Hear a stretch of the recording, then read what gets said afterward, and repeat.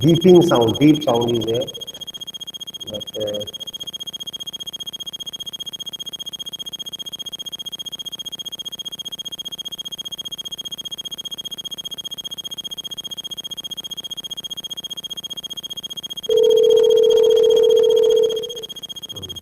now it is coming. Yes, so okay, let us see. After some time it may stop. So our chapter is there in nuclei. Chapter number 13. It is very important chapter and modern physics का last chapter है ये. Chapter number 11, 12, 13 हमारा पूरा एक complete unit है which is called modern physics. तो उसका ये थर्ड चैप्टर है न्यूक्लियाई. रेडियो एक्टिविटी वाला पोर्शन कंप्लीटली रिमूव कर दिया गया है till alpha beta gamma decay तक. ठीक है, लेकिन हम उसको पढ़ा देंगे आपको, ऐसा नहीं है, because I feel that this topic should not have been removed. लेकिन कर दिया तो कोई बात नहीं, फिर भी हम देख लेंगे उसको. सो स्टूडेंट, जैसा कि आप जानते हैं रदरफोर्ड का जो अल्फा स्कैटरिंग एक्सपेरिमेंट था, उस अल्फा स्कैटरिंग एक्सपेरिमेंट में जो अचीवमेंट था उसका वो न्यूक्लिया ही था. न्यूक्लियाई का जो डिस्कवरी था वही उस उस एक्सपेरिमेंट का मेन अचीवमेंट था. तो न्यूक्लियाई की इन्वेंशन का या न्यूक्लियाई को डिस्कवर करने का जो क्रेडिट है, इन्वेंशन नहीं बोल सकते, सॉरी डिस्कवर बोलेंगे, क्योंकि वो तो पहले से था, कोई नई चीज़ तो नहीं बनाई उसने, बट डिस्कवर किया मतलब उसको बताया. तो इन्वेंशन वर्ड गलत हो गया थोड़ा, discover is the right word. Okay, तो उसको डिस्कवर करने का जो वर्ड क्रेडिट है that is basically called as Rutherford. और उसके दो एसोसिएट भी थे, गीगर मार्सन, जो आपने पढ़ा था लास्ट चैप्टर में, अपन ने पढ़ा था भी. तो न्यूक्लियाई किसी भी एटम का एक ऐसा सेंटर पार्ट होता है. ठीक है, अभी हमारा जो कंसंट्रेशन होगा वो पूरा कंप्लीटली किसके लिए होगा, न्यूक्लियाई के लिए होगा, जो कि उसका positively charge particle, positively charge region होता है. और ऑलमोस्ट उसका सारा मास है, कंप्लीट मास है, वो उस स्मॉल रीजन में 10 की पावर -15 मीटर रेडियस के ऑर्डर का, 10 की पावर -15 मीटर रेडियस का जो ऑर्डर होता है, उस उतने ऑर्डर का क्या होता है, बेसिकली स्मॉल रीजन होता है. उसको अपन क्या बोलते हैं, न्यूक्लियाई बोलते हैं. We call it as a nuclei. और बाकी इसके चारों तरफ इलेक्ट्रॉन्स रिवॉल्व करते हैं. लेकिन अभी हमारा जो इंटरेस्ट है वो इस चैप्टर में, जो हमारा ये तो chapter number 13 that we have started today, उसमें हमारा जो इंटरेस्ट है basically that interest is in only in this nuclei, that is 10 to power -15 metre radius का जो ऑर्डर है. एग्जैक्ट वैल्यू नहीं बोल रहा मैं, 10 की पावर -15 मीटर, ये उसका ऑर्डर है. मतलब वो 2 × 10 की पावर -15 मीटर हो सकता है, 3 × 10 की पावर और 8 × 10 की पावर -15, कुछ भी हो सकता है. 10 की पावर -15 मीटर रेडियस का एक ऑर्डर का एक रीजन है. उस रीजन में जो भी फिनोमिना होती है, उस रीजन में क्या क्या फोर्सेस लगते हैं, उस रीजन में क्या क्या स्पेशलिटीज होती है, वो हमें इस चैप्टर में पढ़नी है. ठीक है, तो हमें उस एटम का एक बहुत छोटा सा हिस्सा, जिसे हम न्यूक्लियाई बोलते हैं, बट वो छोटा सा होता है लेकिन बहुत इंपॉर्टेंट हिस्सा होता है बच्चों, that is basically called as the nuclei. So this nuclei is there. Okay, so nuclei is the center part of any nuclei where it's all positive charge and almost whole mass. क्योंकि आपने देखा था कि electron का जो मास होता है वो 10 की पावर -31 किलोग्राम होता है, और प्रोटॉन का मास और न्यूट्रॉन का मास अप्रोक्सीमेटली सेम होता है. ठीक है, तो वो आपको थोड़ा सा इसमें ध्यान रखने वाली बात है. अच्छा, before we start this chapter formally, इसमें एक बात आपको बता देते हैं कि देखिए क्या होता है कि आज आप, जैसे हम प्रोटॉन का मास, आप लोगों ने केमिस्ट्री वगैरह में पढ़ा होगा कि प्रोटॉन का मास हम बोलते हैं 1.67. जैसे अपन बोलते हैं मास ऑफ प्रोटॉन इज 1.67 × 10 की पावर -27 किलोग्राम. इलेक्ट्रॉन का मास भी आपने पढ़ा है 9.1 × 10 की पावर -31 किलोग्राम. लेकिन स्टूडेंट अब देखिए, किलोग्राम में इनको बोलने का कोई सिग्निफिकेंट नहीं है. 10 की पावर -27 -31, तो उससे थोड़ा सा क्या है कि ऐसा फीलिंग आता है कि इनका जो मास है वो किलोग्राम में एक्सप्रेस करना सूटेबल नहीं है, क्योंकि वो 10 टू 0 है, बहुत नेग्लिजिबल आ जाता है उससे. तो इनके मास को कन्वीनियंटली रिप्रेजेंट करने का एक नया तरीका बनाया गया था, जो आपने पढ़ा भी होगा, AMU, एटॉमिक मास यूनिट. यानी इस चैप्टर में मैक्सिमम हमारा जो मास होगा उसको AMU में अपन रिप्रेजेंट करेंगे. प्रोटॉन और न्यूट्रॉन्स और जितने भी सब एटॉमिक पार्टिकल्स होते हैं उनके मास को हम एटॉमिक मास यूनिट, तो यहाँ पे एक नई यूनिट आपको बताना चाह रहे हैं हम पहले, एटॉमिक मास यूनिट। उसके बाद हम ये चैप्टर स्टार्ट करेंगे। तो इसके बारे में भी आप लोगों ने केमिस्ट्री में पढ़ा होगा, काफ़ी चीज़ें इसकी आपने पहले पढ़ी हुई भी है, ऐसी कोई बात नहीं है। इसको एएमयू से रिप्रेजेंट करते हैं और आजकल इसको यू से भी रिप्रेजेंट करते हैं। मतलब कई साइंटिस्ट, कई बुक्स में इसको एएमयू लिखा हुआ मिलेगा और कई बुक्स में केवल यू लिखा हुआ मिलेगा, वो भी सही है, केवल यू और एएमयू। यानी कि एटॉमिक लेवल पे पार्टिकल्स जो होते हैं उनके मास को रिप्रेजेंट करने का एक मेथड, उनके मास को रिप्रेजेंट करने का यूनिट। अब इसको कैसे डिफाइन करते हैं? 1 एटॉमिक मास यूनिट होता है 1/12 part of the mass of carbon 12 atom. तो कार्बन 12 एटम का जो मास होता है उसके मास का 1/12 हिस्सा, उसका 12 हिस्सा जो होता है, एक कार्बन 12 का एक एटम का जो मास है उसे अपन क्या बोलते हैं basically? Atomic mass unit. 1 atomic mass unit अपन उसको बोलते हैं। और तकरीबन 1 AMU इक्वल्स टू, इसको सोल्व करने पे आएगा 1.66 इंटू 10 की पावर -27 किलोग्राम। ये AMU का किलोग्राम में रिप्रेजेंटेशन है। AMU मतलब अप्रोक्सीमेटली जो प्रोटॉन का मास होता है वो प्रोटॉन का मास इसके बराबर होता है 1 AMU के, लेकिन वो एग्जैक्ट 1 AMU नहीं होता, उसमें थोड़ा सा फर्क होता है। और चैडविक नाम के साइंटिस्ट ने बताया, चैडविक एक साइंटिस्ट का नाम था, उसने बताया था कि भाई न्यूट्रॉन नाम का एक पार्टिकल और होता है न्यूक्लियाई के अंदर, जो न्यूट्रल होता है, उसका चार्ज क्या होता है? 0 होता है। और उसने कुछ ऐसी रिएक्शंस थी, उन रिएक्शंस के थ्रू उसने ये प्रूफ किया था कि किसी भी न्यूक्लियाई के अंदर प्रोटॉन के अलावा एक और पार्टिकल का एग्जिस्टेंस होता है।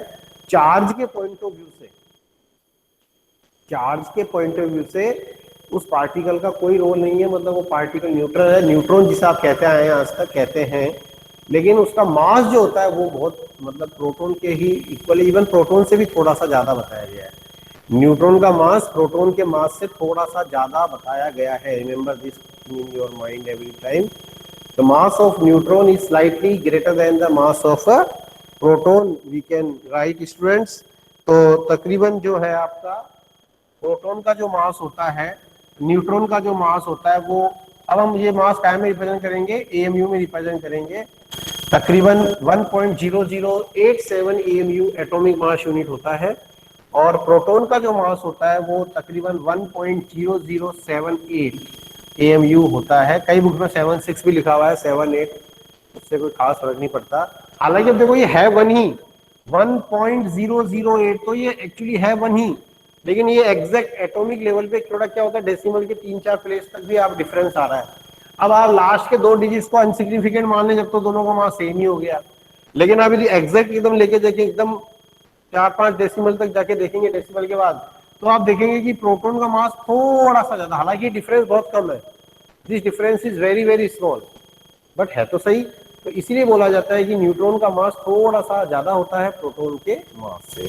तो ये तो न्यूक्लियाई की बात हुई कि न्यूक्लियाई के अंदर स्टेबल पार्टिकल्स जो होते हैं वो प्रोटॉन और न्यूट्रॉन्स होते हैं। आज की तारीख में न्यूट्रॉन के अंदर, सॉरी न्यूक्लियाई के अंदर 100 टाइप से ज्यादा पार्टिकल डिस्कवर किए जा चुके हैं, लेकिन these particles are highly unstable, मतलब वो बनते हैं फिर उनका रेडिएशन हो जाता है, फिर वो डीके हो जाता है उनका।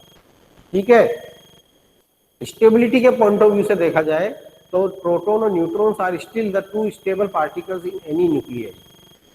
मैं क्या बोल रहा हूँ समझ में आ रही है? न्यूक्लियाई के अंदर आज की तारीख में अपन बात करें तो न्यूक्लियाई के अंदर 100 टाइप तक के पार्टिकल्स बताए जा चुके हैं कि भाई ये पार्टिकल, लेकिन वो पार्टिकल्स क्या होते रहते हैं? बनते रहते हैं, डीके होता रहता है, जैसे म्यूऑन, ठीक है ना, और आपके बोसोन्स हो गए, म्यूऑन्स हो गए, ठीक है ना, और भी बहुत सारे पार्टिकल्स हैं, कुछ के नाम मेरे को याद भी नहीं आ रहे अभी, ठीक है ना।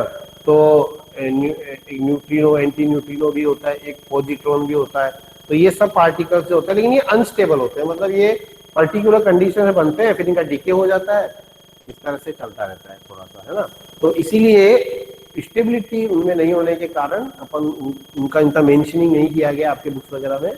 तो मेंशनिंग वगैरह आपको ज्यादातर किससे मिलेगा? प्रोटॉन न्यूट्रॉन का ही मिलेगा। मतलब अभी भी जब अपन कंपोजिशन ऑफ न्यूक्लियाई की बात करते हैं तो कंपोजिशन में 2 ही पार्टिकल को काउंट करते हैं, प्रोटॉन और न्यूट्रॉन। लेकिन मैंने आपको फिर भी बता दिया है एडिशनल नॉलेज के हिसाब से कि उनके अलावा भी कई पार्टिकल्स ऐसे होते हैं जो बनते रहते हैं, उनका डिके होता रहता है, फिर वो बनते हैं, मतलब इस तरह से वो चलता रहता है प्रोसेस उनके अंदर, ठीक है ना। मतलब न्यूक्लियाई के अंदर भी क्या होती रहती है, रिएक्शंस वगैरह चलती रहती है, तो उससे उनका डिके होता रहता है और वो बनते रहते हैं नए पार्टिकल्स, अलग अलग टाइप की न्यूक्लियर रिएक्शंस में होता रहता है। तो वो सारी बातें आपको ध्यान में रखनी है, ठीक है। किसी भी न्यूक्लियाई के लिए कुछ कॉमन बातें मैं बता दे रहा हूँ जो आपको पता होगी पहले से ही, जैसे कि किसी भी न्यूक्लियाई का जो नंबर ऑफ प्रोटॉन्स होता है that is called Z. Number of proton को जेड से रिप्रेजेंट करेंगे अपन, नंबर ऑफ ओनली प्रोटॉन्स, ठीक है। किसी भी न्यूक्लियाई के लिए प्रोटॉन और न्यूट्रॉन दोनों को कंबाइंडली बोला जाता है न्यूक्लियॉन्स, ठीक है। Combinedly they are called as a nucleons, ठीक है। तो nucleons are combinedly basically called as neutrons and protons, ठीक है। मास नंबर क्या होता है, ए होता है,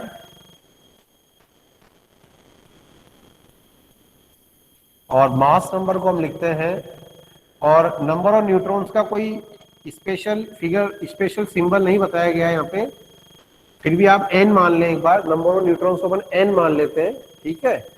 तो we can write a equals to n plus या z plus n plus z, ये बात है। तो ये कुछ बातें वो मतलब आपको पता है, लेकिन फिर भी एक थोड़ा सा स्टार्टिंग में ये थोड़ा बताया जाता है, तो मैं थोड़ा आपको फटाफट से बता देता हूँ।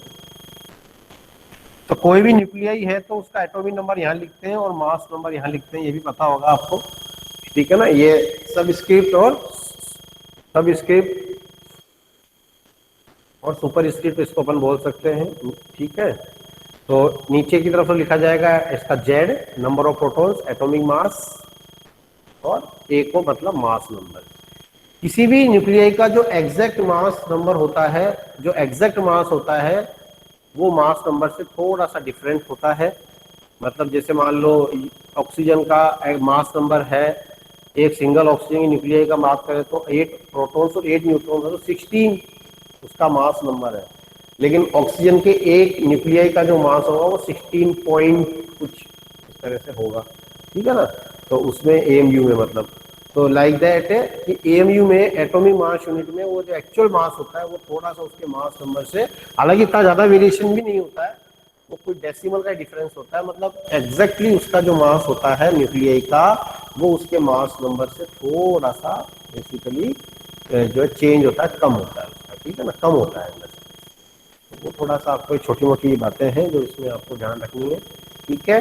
अब न्यूक्लियाई के टाइप्स, मतलब आपके जो न्यूक्लियाई है उसमें कई तरह से टाइप्स अपन देख सकते हैं।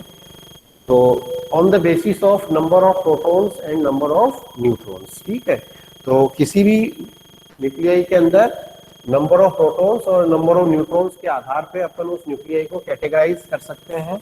In 3 category we can categorise any nuclei, that is we can say, पहला होता है आइसोटॉप्स,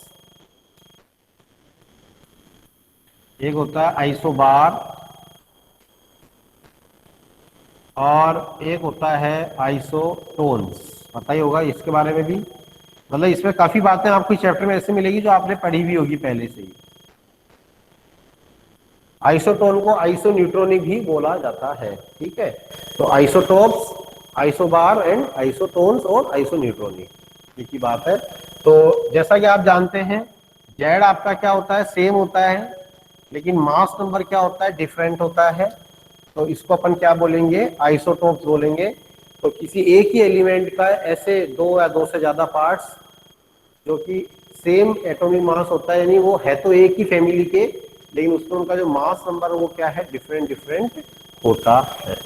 जैसे कि आपका ऑक्सीजन, तो ऑक्सीजन में आप देख सकते हैं 8O15 और 8O16, और हाइड्रोजन के 3 आइसोटोप तो आप लोगों ने कब से पढ़ रखे होंगे, केमिस्ट्री में चलता ही रहता है ये तो, 1H1 1H2 1H3 ये, और इसी तरह से क्लोरीन के भी होते हैं, ठीक है ना। कार्बन के भी है, सीधे शर्मा बोल रहे हैं, वेरी गुड, ठीक है। तो कार्बन 12 और कार्बन 14 जो होता है वो रेडियो एक्टिव नेचर का होता है, नहीं वो रेडिएशन एमिट करता रहता है। कार्बन 12 स्टेबल होता है, ठीक है। तो इस तरह से ये क्या होते हैं, जेड सेम और atomic number, mass number is different. तो मास नंबर डिफरेंट है, जेड सेम है, इससे मतलब क्या अलग हो गया, नंबर ऑफ न्यूट्रॉन्स अलग हो गए। तो आइसोटोप क्यों प्रोड्यूस होते हैं, आइसोटोप क्यों बनते हैं, क्योंकि नंबर ऑफ न्यूट्रॉन्स क्या हो जाते हैं, डिफरेंट हो जाते हैं। ठीक है, तो नंबर ऑफ न्यूट्रॉन्स के डिफरेंट होने से आइसोटोप्स आपके नेचर में। तो अब एक्चुअली क्या होता है, देखो इसमें कुछ बातें आपको ध्यान रखनी है कि जैसे मान लो अब आपको नेचर में तो कोई मटेरियल मिल रहा है, जैसे कार्बन मिल रहा है, तो उस कार्बन के अंदर कार्बन 12 का भी कुछ परसेंटेज होगा और कार्बन 14 का भी कुछ परसेंटेज होगा। तो अपन क्या करते हैं, फिर कार्बन 12 को उसमें से क्या करते हैं, एक्सट्रैक्ट करते हैं कोई केमिकल मेथड या फिजिकल मेथड से। नेचर में जो कार्बन है वो मिल रही है, जैसे नेचर में जो ऑक्सीजन मिल रही है, तो उस ऑक्सीजन में कुछ उसी ऑक्सीजन में 8 और 16 का भी कंट्रीब्यूशन होगा और 15 का भी कंट्रीब्यूशन होता है।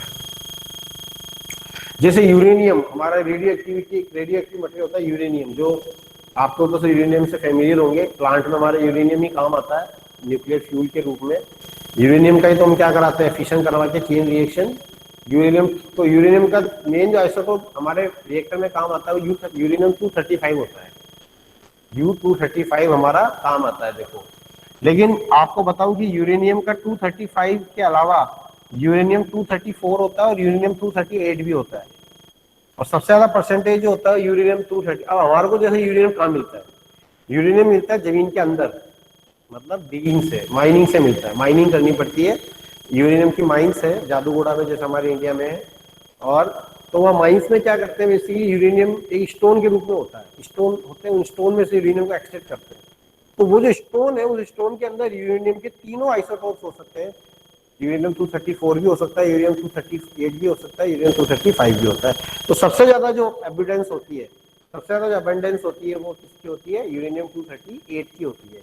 और उसके बाद यूरेनियम 235, और नेग्लिजिबल अबंडेंस जो होती है वो किसकी होती है, यूरेनियम 234 की होती है। तो ये बातें, तो वो उसमें से फिर क्या एक्सट्रैक्ट करना पड़ता है कि हमें रिएक्टर में यूरेनियम 235 चाहिए, वो क्यों चाहिए वो बताएंगे आगे जाके हम। अभी आपके आएगा न्यूक्लियर रिएक्टर, आगे इसमें है, लास्ट में है आपके न्यूक्लियर फिशन चेन रिएक्टर, उसमें बताएंगे हम आपको। तो उसमें से फिर हमें हमारा जो यूरेनियम काम में लेना है वो हमें एक्सट्रैक्ट करना पड़ता है। तो ये थोड़ा सा ध्यान रखना है कि जो आइसोटोप्स होते हैं वो ये नहीं कि अलग अलग होते हैं, वो एक ही मटेरियल का जो एंटाइटी होती है उसके अंदर वो प्रेजेंट रहते हैं, और फिर उसमें से तीनों आइसोटोप को अलग अलग एक्सट्रैक्ट करते हैं। अलग अलग केमिकल मेथड्स हैं, फिजिकल मेथड्स हैं, जो आपके आगे पढ़ेंगे आप लोग। ठीक है बच्चों, तो ये थोड़ा सा मैं आपको बताना चाह रहा था। तो इसमें कुछ बातें और आपको बता देता हूँ। पहले आइसोबार हम पढ़ लेते हैं। आइसोबार का मतलब क्या होता है, मास नंबर क्या होता है, सेम। बाकी जेड अलग अलग हो सकता है, नंबर ऑफ न्यूट्रॉन अलग अलग हो सकते हैं, लेकिन एक बात है कि मास नंबर क्या होगा, सेम होगा। जैसे कि आप यहाँ देख सकते हैं 7n14 और 6c14। अब ये रेडियो एक्टिव कार्बन और ऑर्डिनरी का नाइट्रोजन, ये आपके क्या है, एक दूसरे के आर्गन और कैल्शियम एटॉमिक नंबर के साथ बोलो थोड़ा। तो 7n14 and carbon 14, these are basically एक दूसरे के आइसोबार्स हैं, these are isobar, yes. Argon 18 and calcium 20, yes 20, yes, ठीक है। और एक होते हैं आइसोटोन्स। आइसोटोन मतलब नंबर ऑफ न्यूट्रॉन्स क्या होते हैं, सेम होते हैं। नंबर ऑफ न्यूट्रॉन्स क्या होंगे, सेम होंगे। जैसे 7n14 और 8o15। अब इसमें आप देखो 15 - 8 कितने न्यूट्रॉन्स हो गए, 7। और इसमें कितने न्यूट्रॉन्स हो गए, 14 - 7, 7। तो नंबर ऑफ न्यूट्रॉन सेम है तो आइसोटोन्स हो गए, है ना। जेड अलग अलग हो सकता है, होगा, और ए भी अलग अलग होगा, केवल क्या सेम होगा, नंबर ऑफ न्यूट्रॉन्स। ठीक है, तो देखिए स्टूडेंट्स, इसमें अब आप यहाँ पे आपको एक ध्यान रखना है, ठीक है। एक इसमें आपको ध्यान रखना है कि लेट, थोड़ा इंपॉर्टेंट फॉर्मूला बता रहा हूं मैं आइसोटोप के लिए, इसमें आपका एनसीईआरटी में क्वेश्चंस हैं, कई आते हैं कई बार। Let two isotopes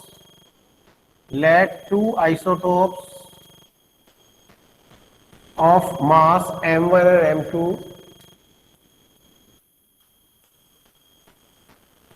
two isotopes of mass m1 and m2 are in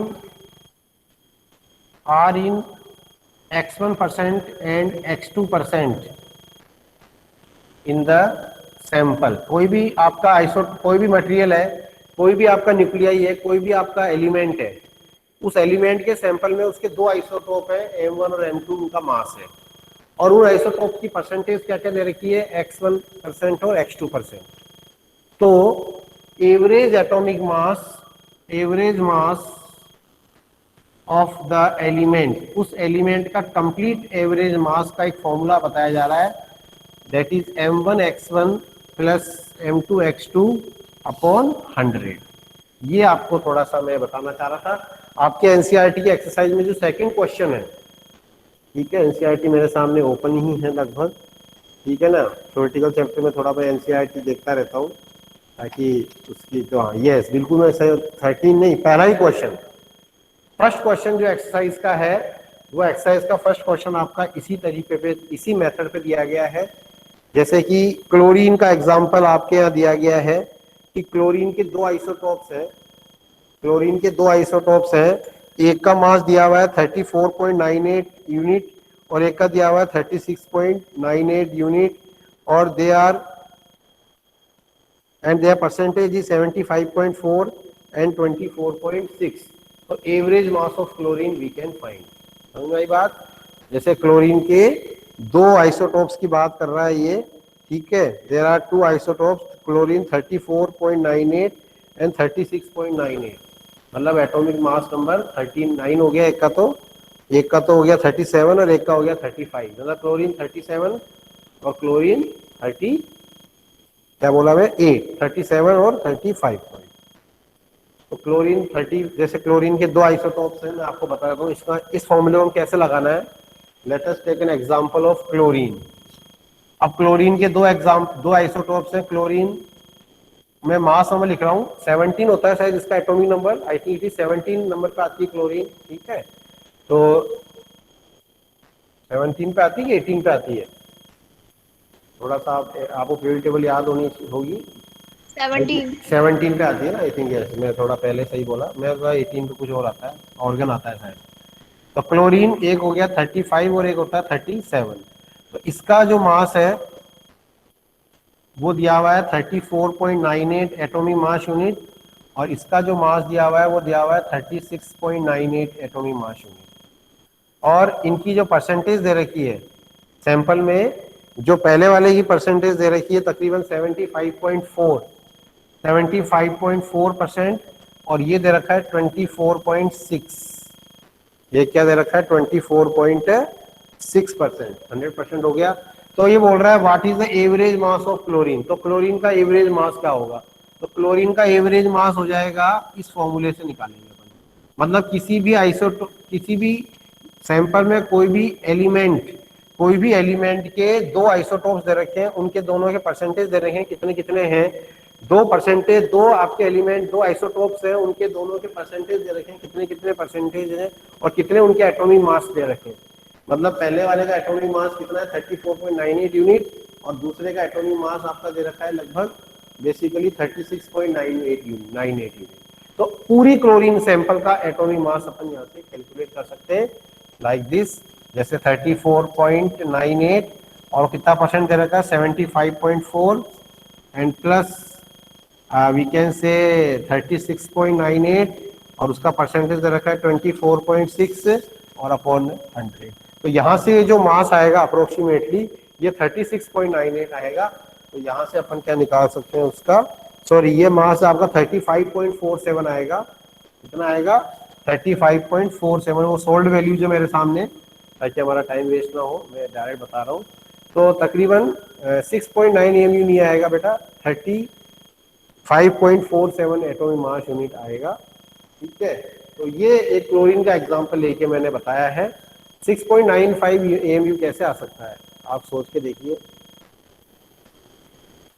m1x1 plus m2x2 upon 100 से आप करके देखो, ये तकरीबन 35 के आसपास ही आएगा, 30.47 यूनिट, ठीक है ना, एटॉमिक मास। चेक करिए 6.9, आप इसका आंसर बता रहे हैं तो गलत, हाँ बिल्कुल जिदेश शर्मा सही ला रहा है 35.47, मैं भी यही बोल रहा हूँ 35.47 ही बोल रहा हूँ, मैं भी AMU बोलते हैं आप, यूनिट या AMU, ठीक है ना, यस। तो बिल्कुल सही बात है। तो आई थिंक समझ में आ गया आपको। तो ये थोड़ा सा एक आपको मैं आइडिया देना चाह रहा था कि कोई भी सैंपल के दो आइसोटोप्स का परसेंटेज दे रखा है, उन आइसोटोप्स के एटॉमिक मास यदि ले रखे हैं, तो आप इस मेथड से क्या निकाल सकते हैं, उस सैंपल का, उस पूरे एलिमेंट का एवरेज मास कैलकुलेट कर सकते हैं। और इसी मेथड पे आपका क्या दे रखा है, फर्स्ट क्वेश्चन दे रखा है एनसीईआरटी का। Okay, so that you always keep it in your mind. Okay student, तो ये थोड़ा सा आपको इसमें ध्यान रखने वाली बात थी। ठीक है, तो चलिए हम आगे बढ़ते हैं इसमें अब।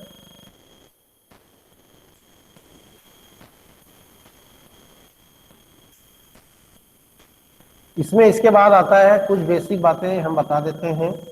इसके बाद इसमें आता है size of nuclei. Size of nuclei या साइज से मेरा मतलब क्या है, न्यूक्लियाई की रेडियस से है। तो एक्सपेरिमेंटली जैसे मान लीजिए कोई भी न्यूक्लियाई है, उसको क्या माना जाए, एक आर रेडियस का स्फेरिकल रीजन माना जाए जिसके अंदर प्रोटॉन और न्यूट्रॉन्स स्टेबल हैं। किसी भी न्यूक्लियाई को एक आर रेडियस का क्या माना जाए, बेसिकली एक आर रेडियस का क्या माना जाए, उसको एक यूनिफॉर्म स्फेरिकल रीजन यदि अपन कंसिडर करें, तो ऐसी कंडीशन में उसके रेडियस का जो फॉर्मूला होता है, radius of nuclei, radius of nuclei वो बताया गया है कि उसके मास नंबर पे डिपेंड करती है। क्या डिपेंड करती है, उसके मास नंबर पे डिपेंड करती है। And it is given by the formula R not A की power 1/3। A is the mass number. तो और आर नोट एक कांस्टेंट है, इसकी वैल्यू बताई गई है 1.25 इंटू 10 की पावर -15 मीटर। तो आर नोट को एक कांस्टेंट अपन बोलते हैं, 1.25 इंटू 10 टू पावर -15 मीटर इसकी वैल्यू होती है, इसकी आर नोट की। और ए इज द मास नंबर। तो जैसे मान लीजिए एल्यूमिनियम का न्यूक्लियाई का आपको रेडियस निकालना है, एल्यूमिनियम 27 मास नंबर है उसका, 13 एटॉमिक नंबर है। तो एल्यूमिनियम के रेडियस हो जाएगी 1.25 इंटू 10 की पावर -15 और 27 का 1/3 यानी 3। तो ये हो जाएगा 1.25 इंटू 3 इंटू 10 की पावर -15 यानी 3.75 इंटू 10 की पावर -15 मीटर। तो ये एग्जाम्पल मैंने आपको बताया है कि आप इस तरह से किसी भी न्यूक्लियाई का यदि आपको मास नंबर दिया गया है, किसी भी न्यूक्लियाई का यदि आपको मास नंबर दिया गया है, तो आप उसका क्या निकाल सकते हैं, रेडियस निकाल सकते हैं। किसी भी न्यूक्लियाई का जो रेडियस है उसका फॉर्मूला होता है आर इक्वल टू, ये इंपॉर्टेंट फॉर्मूला है स्टूडेंट्स, इसके ऊपर 1 नंबर का क्वेश्चन पक्का मान के चलिए, आपके एक 1 मार्क्स का न्यूमेरिकल बनाता ही बनाता है। अब या तो वो डायरेक्ट फॉर्मूला या डायरेक्ट आपको मास नंबर दे देगा, या रेशियो पूछता है generally, ratio of the radius if the mass number is given. यदि आपको दो एलिमेंट्स के मास नंबर का रेशियो दिया हुआ है, क्या दिया हुआ है, मास नंबर का रेशियो यदि आपको दिया गया है, तो आप उनकी रेडियस का रेशियो निकाल सकते हैं, R1/R2 इक्वल्स टू A1/A2 का whole power. I think 34 students are there on the board, so I think it is the best time to take the snapshot for the attendance purpose. Devasi Lashkar अभी भी छोड़ के गए हैं meeting. Okay, I will remember his name while marking the attendance. Remaining all 36 students, 34 students are there, so it is the best time to take the attendance of the students for attendance purpose. Students, this method is very suitable because it saves our time of calling again and again the name of students, and we can give more time to the study. Okay, so that's why this is the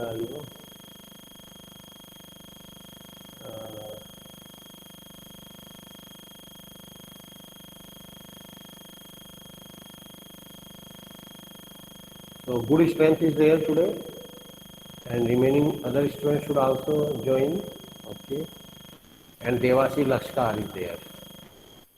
ठीक है, तो student this is the what we can say about the radius of nuclei, किसी भी nuclei का radius. अब यहाँ पे एक बात और मैं बता देता हूँ, एक क्वेश्चन यहाँ पे आता है, show that nuclei density always remain constant. To show that, ये क्वेश्चन ऐसे कि ऐसा आता है कि शो करिए nuclei density density always remain constant, मतलब वो कांस्टेंट रहती है, वो चेंज नहीं होती है, ऑलवेज रिमेन कांस्टेंट। और डेंसिटी क्या होती है? Mass upon volume. भाई show that nuclear density always remain constant. तो डेंसिटी क्या होती है? Density we can write mass upon volume. Okay,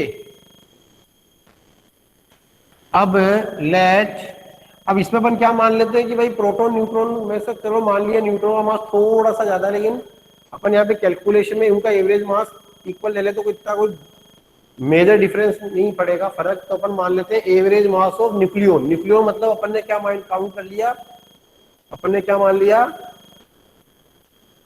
proton neutron को काउंट कर लिया पूरा। तो let average mass of nucleon, each nucleon, एक न्यूक्लियन का मतलब समझ गए ना, इसमें प्रोटॉन न्यूट्रॉन दोनों को काउंट कर रहे हैं। अपन क्या मान लेते हैं? एम मान लेते हैं। तो और मास नंबर क्या मान लेते हैं अपन? मास नंबर अपन मान लेते हैं ए। तो टोटल मास कितना हो जाएगा? इसको अपन क्या मान लेते हैं? एम एन मान लेते हैं न्यूक्लियन। तो टोटल मास कितना हो जाएगा? टोटल मास हो जाएगा A equals to, sorry total mass हो जाएगा कैपिटल एम, एक न्यूक्लियन का mass into number of nucleon, यानी मास नंबर। अरे मास नंबर मतलब नंबर ऑफ न्यूक्लियन से हो गया ना, total number of proton plus total number of neutron को अपन न्यूक्लियन बोल रहे हैं। प्रोटॉन न्यूट्रॉन को मिलाकर बोला जा रहा है न्यूक्लियन। तो एक न्यूक्लियन का मास मतलब अपने प्रोटॉन न्यूट्रॉन का अप्रोक्सीमेटली एवरेज मास सेम ले लिया, उसको अपने मास नंबर से मल्टीप्लाई कर दिया, तो टोटल मास मिल गया, नहीं मिल गया न्यूक्लियर का। और यदि वो न्यूक्लियर को आर रेडियस का स्फेरिकल रीजन मान रहे हैं तो उसका वॉल्यूम क्या लिख देंगे? 4/3 पाई आर क्यूब। ठीक है, और यहां से अपन क्या लिख सकते हैं? 4/3 पाई, और आर की जगह लिख सकते हैं आर नॉट ए की पावर 1/3 की पावर 1 बाई, सॉरी की पावर क्यूब। मैंने आर की जगह क्या लिख दिया? आर ए 1 बाई, अभी बताया था ना आर की वैल्यू आर नॉट ए की पावर 1/3। तो वॉल्यूम क्या आ जाएगा? 4/3 पाई आर नॉट क्यूब। और यहाँ पे यही रह जाएगा, देखो आप ए की पावर 1/3 पे 3 लगेगा तो केवल यही रह जाएगा और आर नॉट पे क्यू आ जाएगा। और अब डेंसिटी में वैल्यू रख देते हैं, अब अपन डेंसिटी में वैल्यू रख देते हैं। डेंसिटी को अपन मान लेते हैं डी, डेंसिटी को अपन डी मान लेते हैं। तो डी इक्वल टू हो जाएगा टोटल मास, टोटल मास हो गया एक न्यूट्रॉन का मास, न्यूक्लियन का mass into mass number upon total volume, that is 4/3 pi R not cube into A. अब आप देख सकते हैं बच्चों क्या कैंसिल हो गया? ए कैंसिल हो गया। तो डेंसिटी कितनी आ गई? 3 mn upon 4 pi R not cube. अब आप लोग देख सकते हैं इसमें कोई भी वेरिएबल दिख रहा है क्या आपको? इसमें कोई भी वेरिएबल नहीं दिख रहा है। देखो मास और न्यूट्रॉन आपका कांस्टेंट है, एवरेज मास, आर नोट एक कांस्टेंट है, तो इसमें कुछ भी कांस्टेंट आपको नजर नहीं आ रहा। आर नोट भी कांस्टेंट है, उसकी वैल्यू फिक्स बताई गई है 1.25 बताई थी जो मैंने वैल्यू दी आपको 10⁻⁻15। और ये तो इस तरह से हमारी जो डेंसिटी है उसमें कोई भी वेरिएबल नजर नहीं आ रहा, एक ही वेरिएबल था मास नंबर, वो कैंसिल हो गया देखो। तो इसलिए अपन ये प्रूव कर सकते हैं कि न्यूक्लियर डेंसिटी जो होती है वो हमेशा कांस्टेंट रहती है। और न्यूक्लियर डेंसिटी यहाँ पे जब आप वैल्यू रखोगे तो लगभग 10 की पावर, आप लोग चेक कर लेते हैं, अपन एक ऑर्डर चेक कर लेते हैं।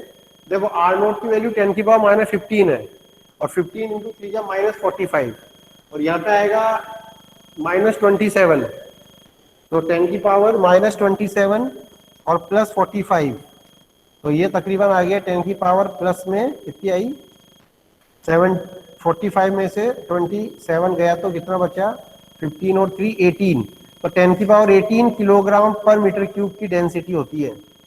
मतलब किसी भी न्यूक्लियाई की जो डेंसिटी होती है तकरीबन किस ऑर्डर की होती है 10 की पावर 18 किलोग्राम पर मीटर क्यूब की होती है। ठीक है बच्चों, आई थिंक इट इज क्लियर। इसमें कोई डाउट हो तो बताइए। मैंने एक क्वेश्चन बताया आपको, ये बोर्ड में एजीटीज आया हुआ है, आता रहता है, nuclei density always remain constant, show करो, प्रूफ करो। कई बच्चे कर नहीं पाते इसको, इसलिए बता रहा हूँ। Show that nuclear density always remain constant, nuclear की डेंसिटी हमेशा कांस्टेंट रहती है। कैसे?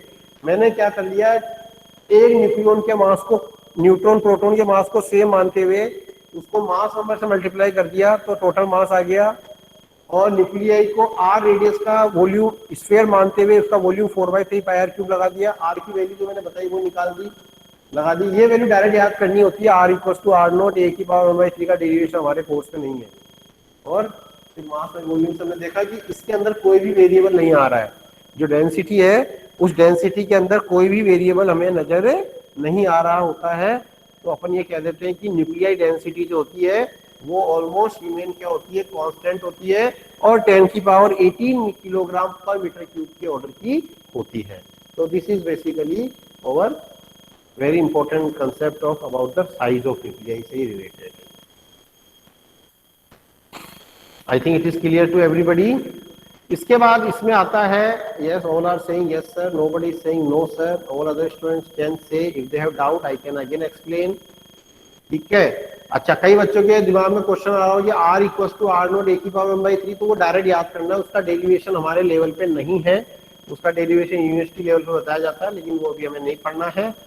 जो फॉर्मूला बताया था ना रेडियस का मैंने, R equal to R not A की पावर 1/3, इसका डेरिवेशन, इसका प्रूफ हमारे 12th लेवल पे नहीं है, किसी भी स्तर पे नहीं है, इवन आईआईटी वगैरह में भी नहीं बताया जाता है, वहां पे भी इस फॉर्मूले को डायरेक्ट ही याद करना होता है और इसके ऊपर क्वेश्चंस वगैरह करने होते हैं। ठीक है, तो आप भी इसको डायरेक्ट ही याद करना है, इसमें कोई उसका कोई तरीका नहीं है। हाँ, ये प्रूफ हमने बता दिया है कि न्यूक्लियर डेंसिटी कांस्टेंट रहती है, इसका प्रूफ हमने आपको बता दिया है। तो इसी के साथ घड़ी इशारा कर रही है कि 10:50 हो गए हैं and now we have to stop this, we have to